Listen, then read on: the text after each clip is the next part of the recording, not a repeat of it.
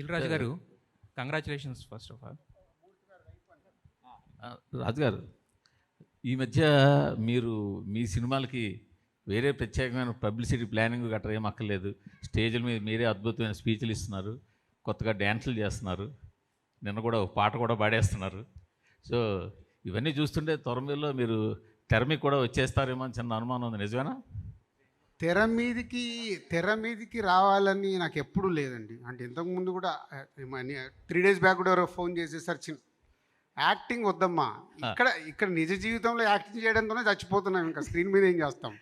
So ఇదంటారా, ఒక cinema ఇవాళ ప్రేక్షకుల దగ్గరికి తీసుకెళ్ళటానికి నా ఎనర్జీలు కూడా అవసరం ఉన్నప్పుడు నేను డెఫినెట్గా గ్రౌండ్లో ఉండి నా ఎనర్జీస్ పెట్టి ఇస్తాను. బట్ మీరు విజయ్ గారితో ఇంతకుముందు ఒక పెద్ద సినిమా ప్లాన్ చేసి ఉంచారు కదా, లార్జ్ స్కేల్ సినిమా ఒకటి, పాన్-ఇండియా సినిమా ఒకటి ప్లాన్ చేసి ఉంచారు. అది ఫైనల్ చేసి స్క్రిప్ట్ రెడీ పెట్టుకున్నాము. సో అది లార్జ్ స్కేల్ కాబట్టి ప్రీ ప్రొడక్షన్ వర్క్ ఉండొచ్చు. అది కన్ఫర్మ్. ఓకే. సో అది ఇంకా దానికి వర్క్ కావాలి. దాంట్లోకి దిగాలంటే నేను నా 360 degrees ఫ్రీ చేసుకొని ఉండాలి. సో దానికోసం వర్క్ చేస్తున్నాను.